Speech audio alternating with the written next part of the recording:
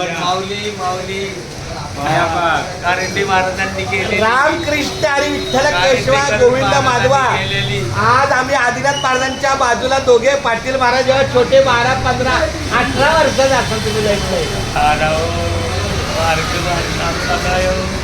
आमच्या पांडुरंगाने लहान वया त्यांचा एक अभंग म्हणजे त्यांची लेकरी मी बोललो तर काही तर काही ती तुम्ही इथं ठेवली हेच आनंद वाटला. अहो पोराला शिकवतोय शिकवत नाही पण आमचं इतकं लक्ष लागलं होतं पाटील महाराज कधी येते मी वाट बघत होतो. चंद्रकांत महाराज कधी येते हा सकाळपासून वाट बघत बसलो होतो.